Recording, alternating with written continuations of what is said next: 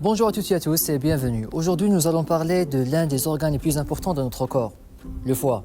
C'est parti. Le foie est la plus grosse glande de l'organisme. Il a plusieurs rôles. Il intervient dans le stockage et la répartition des nutriments issus de la digestion, la détoxification, il dégrade les substances toxiques, la synthèse de la plupart des protéines du sang et dans la production de la bile. Le foie est un organe thoraco-abdominal, comme vous constatez là. Il se situe dans l'hypocondre droit. Il se prolonge dans l'épigastre au-dessus de l'estomac jusqu'à la rate dans l'hypocondre gauche. Le foie présente à décrire 3 faces et 3 bords. Pour les faces, on a la face crâniale et la face dorsale. Ces 2 faces forment la face diaphragmatique moulée sur le diaphragme.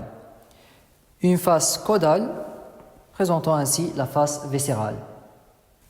Et pour les bords, elle présente à décrire 3 bords. Un bord ventral et 2 bords dorsaux. Un bord dorso-supérieur, mal marqué, et un bord dorso-inférieur. La face diaphragmatique, comme je l'avais déjà mentionné, est formée de 2 parties. Une partie crâniale et une partie dorsale, séparées par le bord dorsocrânial mal marqué. La partie crâniale, elle est convexe, lisse, et séparée en 2 lobes, droit et gauche, par le ligament falciforme.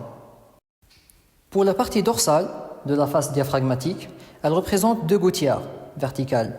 Une à droite correspond au sillon de la veine cave inférieure, et l'autre à gauche correspond au ligament veineux. Entre ces 2 gouttières, on trouve ce lobe-là, le lobe caudé. La face viscérale, ou la face caudale, elle est orientée en bas, à gauche et en arrière. Elle présente 3 sillons. Un sillon ventrodorsal gauche, un sillon ventrodorsal droit et un sillon transversal. Pour le premier, le sillon ventrodorsal gauche, il est formé en avant par le ligament rond et en arrière par le ligament veineux. Pour le sillon ventrodorsal droit, il est formé en avant par la fossette cystique qui répond à la vésicule biliaire. Et en arrière, il s'agit d'une encoche correspond au passage de la veine cave inférieure. Et on a aussi un sillon transversal correspond au hile hépatique où passe le pédicule hépatique. Le foie peut être divisé en 4 lobes anatomiquement et cette division n'a pas un intérêt fonctionnel. Donc, on a le lobe droit, le lobe gauche, séparé par le ligament falciforme, le lobe caudé, situé entre le sillon de la veine cave inférieure et le ligament veineux, et le lobe carré, entre la fossette cystique, qui répond à la vésicule biliaire, et le ligament rond. Pour la vascularisation artérielle, le foie est principalement irrigué par l'artère hépatique propre, venue de l'artère hépatique commune, qui naît du tronc iliaque. Sur le plan vasculaire, le foie est irrigué par 2 vaisseaux. Une veine fonctionnelle nutritive, c'est la veine porte, et une artère nourricière, c'est l'artère hépatique. Et le sang quitte le foie par les veines sus-hépatiques droite, sagittale, médiane, et gauche, qui se jettent immédiatement dans la veine cave inférieure. La veine porte, c'est une veine volumineuse qui amène au foie le sang veineux de la partie sous-diaphragmatique du tube digestif, du pancréas et de la rate. Pour son origine, donc c'est le résultat de la confluence de 2 troncs veineux, la veine mésentérique supérieure et le tronc splénomésaraïque, formé de l'union de la veine splénique et de la veine mésentérique inférieure. Il se termine au niveau de l'hile hépatique en se divisant en 2 branches, droite et gauche. Pour le drainage veineux du foie, donc il est formé par 3 veines sus-hépatiques qui drainent dans la veine cave inférieure le sang veineux hépatique. On a la veine sus-hépatique gauche, sus-hépatique médiane et la veine sus-hépatique droite. Et pour l'innervation du foie, elle est assurée par le nerf vague gauche et le plexus solaire qui forment 2 plexus hépatiques antérieurs et postérieurs. Pour la segmentation de Queneau, c'est une classification anatomique fonctionnelle du foie. Elle est fondamentale en anatomie, chirurgie et imagerie médicale, car elle permet de repérer précisément une lésion ou de réaliser une résection chirurgicale sans léser les structures vasculaires principales. Le foie, selon sa segmentation, est divisé en 8 segments, numérotés de 1 jusqu'à 8, selon la distribution de la veine porte et de l'artère hépatique et du canal biliaire. Pour réaliser ces segmentations de Quinault, on a 5 fissures, 3 sagittales et 2 transversales. Pour ces fissures, on a donc une fissure sagittale principale qui s'étend du flanc gauche de la veine cave inférieure jusqu'à la fossette cystique.